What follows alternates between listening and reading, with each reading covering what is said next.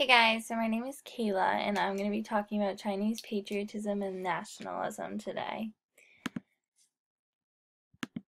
The definitions to get you started of nationalism is a patriotic feeling, principle, or effect, and for patriotism, it's the love that one feels for their country. And I think we can all kind of relate to that with patriotism in America. That's kind of a big thing, especially with the 4th of July last month. We all kind of have this love for the place that we were born, and we respect where we grew up. So to get you started, because the history of China kind of comes back to play a role in patriotism, China was under the Qing dynasty for hundreds of years, and many people lived as lower class farmers, and then turmoil erupted, and corrupt leadership ended up leading to their downfall. And then warlords controlled China for a few decades. Well, there was really no government. There was legal taxation, poverty. There was just chaos. And the CCP and the Nationalist Party fought for control. The Nationalist Party had all but won China, and then Mao Zedong outlasted them and ended up rising to power from a peasant to the premier of China. And this is a big change in their history and really changed them forever in the outlook that they were going to live by. So Mao's rule, Mao destroyed China, basically.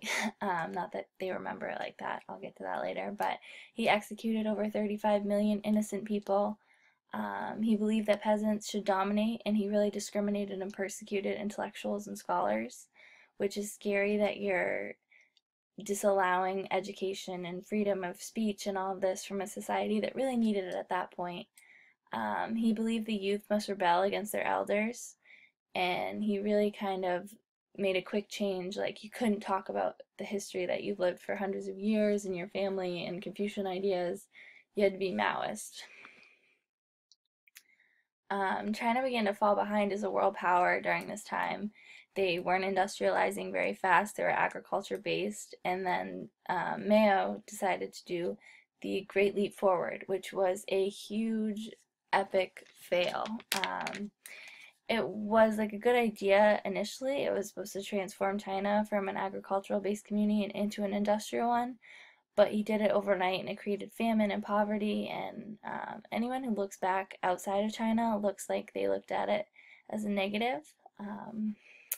But we'll get to this later. The regime has kind of painted him in a positive light, and so citizens actually have been brainwashed to think that what Mao did was he was a hero, which is shocking coming from an outside perspective, and I had a lot of trouble with that.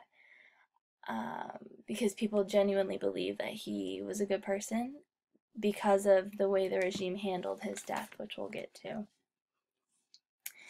He also asked people during his reign what was wrong with China, and then would persecute them when he said what was wrong with China, which is pretty scary to me. He died in 1976, and the regime had to rebuild, and no one was quite sure how to do that because of what Mao had done. The CCP kept power, but it ended up loosening its ties on the people. They knew they had to fix socialism, the Maoist Marxist ideas, and the real trust in the party. People had lost a lot during that time frame. And at the same time, they had to create a strong economy. And Deng actually did an okay job with that because he had a flexible ideology of how that should happen. People had lost trust though.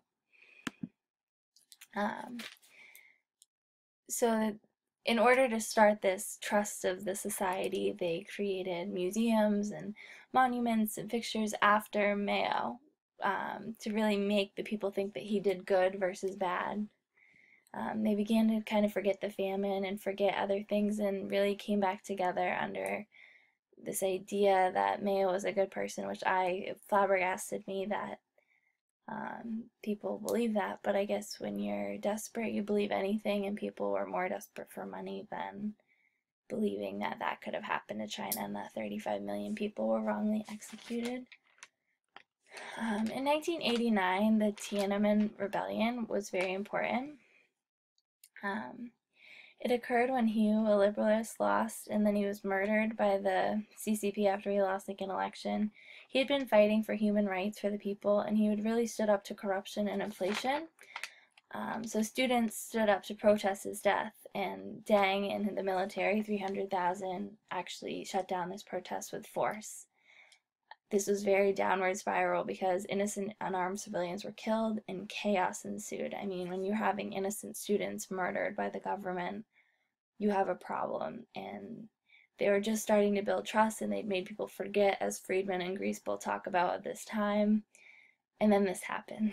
And it was just like there had been a couple different rebellions, different protests. And this was really a make or break it time in China. They were starting to have an upward climb in their economy, and this was just a blow to everyone. It was a big blow. They really brought forth the ideas of the conflict between the classes, the regime, economics. So in 1991, Deng came up with the Patriotic Education campaign with the help of his standing committee. And this was in an effort to bring the Chinese together and help with the current identity crisis, really, that China was facing. It focused on national humiliations, as we've talked about, to really foster love of the Chinese people. They focused on the 100 Years of Humiliation, and they pushed an anti-Japanese movement because they really blamed Japan for a lot that happened to them, because Japan had westernized first, and Japan had kind of invaded their homeland and taken land, blah, blah, blah.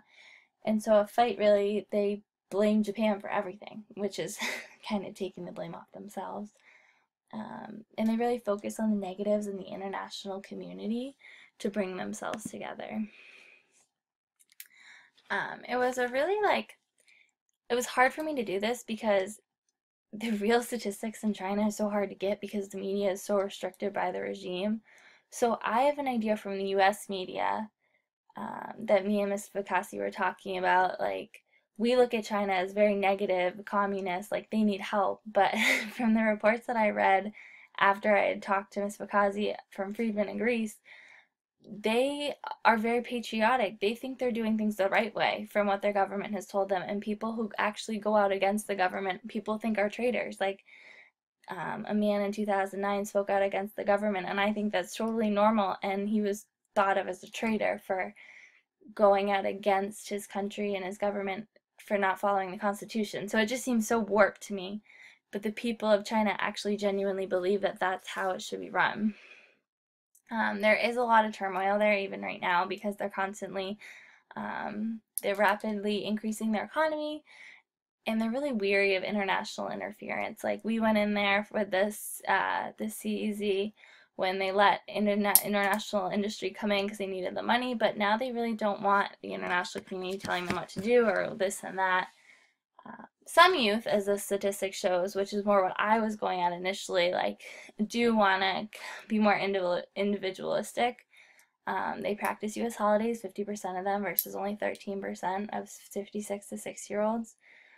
But they're still Chinese. Like, they still respect their homeland and their traditions, and they really have been brought together by all the crisis and their anti-foreign atmosphere. For example, in the Olympics, last time the Olympics were held in China, they really brought a face of anti-foreign nationalism. I mean, they really stuck together, as Greece said, as a family. And that's a good thing. It really shows that they're one. But at the same time, I think it really limits their opportunity to look at democracy and really become part of the first world economy. The regime, like, the negatives that I saw was it's closed to the people, really, and they're more authoritarian than I think they should be, because I think that really limits people's rights. And I think a lot of people are blind, like blindly patriotic, as I read in a lot of articles. It's just because it's their country, they love it. Those who become more educated on everything that's happened and going on in China and everything other countries do, I think are less patriotic in a sense, because they know that what the government's doing isn't necessarily right or legal, but a lot of them are uneducated at this point, and there's millions and millions of Chinese people. Do the elite control nationalism? So this was a tough question for me, but after doing a lot of research, I would say that yes, they do. They definitely monitor the ideas that go into the Chinese head, and they preach a very positive outlook. So if you don't have an outside experience or don't leave China, you think it's great. And the double-edged sword that I read about in Friedman confused me a little bit, but basically the government has lied to their people and brainwashed them and exaggerated these negatives about Japan and created a nice view of their history when there's a lot going on. And a lot of people participated in that negativity with Japan, and fought for the government and helped out the CCP and did some shady stuff, so people don't want to admit what really happened and what went on. And so it is. It's a double-edged, do you admit it? Do you move on? Do you accept it? How do you handle 35 million people dying and your famine and your whole economy in a downward spiral, but at the same time just live a normal life? So I think it's a hard thing for people to accept, and I think the elite has really jumped on that weakness and controlled that nationalism struggle. China today, some Chinese people are angry that the elite doesn't protect their individual interests, but instead protects the corporation. But the government abuts such claims, as we've read. Like, the outside world just will never know what's really going on because the media isn't allowed in there in that retrospective, open-minded way. I do believe the Chinese government is more reactive than proactive in the sense of the international community economically, but I would say they're proactive in brainwashing their people to think what's going on is okay. The CCP has tried to alter negative views of their group by creating fan sites and whatnot, but every fan site is repressed, so you're not actually seeing the dissatisfied Chinese or this and that. You're only seeing the group opinion, and that is very positive for the regime, but I still believe that the patriotism lies in the fact that they're blindly patriotic to their country. It definitely has created a common identity, which I think is necessary for success in an economy. The people of China have made a movement with respect to their history and culture, and I think that's also brought together a lot of Chinese people. They are focusing on industrializing, which is great.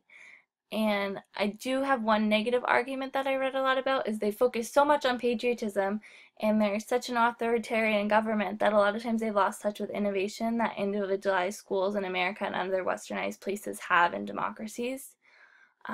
So that innovation, I think, needs to come back a little bit more, and they have to push away from the negativity of the international world if they're going to succeed. Patriotism and nationalism definitely rises in times of warfare and social and political and economic conflict, which with any country that's the case, it's your home.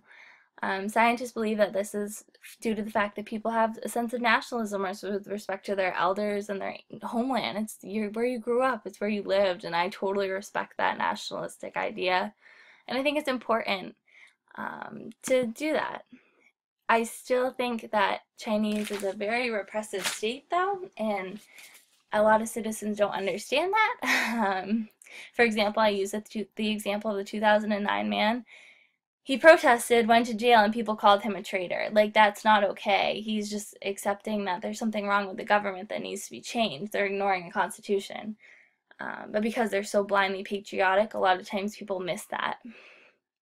They also persecute people who speak out against the regime, which I think decreases patriotism towards the regime, but I'm not Chinese and I don't understand that way of life, so for many maybe it doesn't. They do have groups, a lot of NGOs, women's rights group, constitutional requirements, individualistic groups, NGOs. They have a lot of them. The only negative, again, I'm not trying to be negative towards them, that I see with these groups is that many of them are sponsored by the government and registered with the government, so I think they're losing a little bit of their individuality. And I'm running out of time, so I'm going to get a little faster through this. I just kind of compared Chinese to America patriotism, and that we are an individualistic, patriotic society where they're socially democratic, quote unquote, because I think they're more authoritarian, which limits their success, I think, as a community. And we have multiple parties that really compete and exchange ideas, which I think influences our patriotism, where they are one and they're communists, where I think that leaves little room for growth. But that's just a personal opinion again. In conclusion, Chinese politics and economics are directly related to their patriotism and nationalism. People of China support their country and their history, and they really want to succeed, and I really think you can see that more recently, is that they are coming together and really pushing against the international community. They're becoming a world power. Their economy is really successful, even though they went into a slight recession.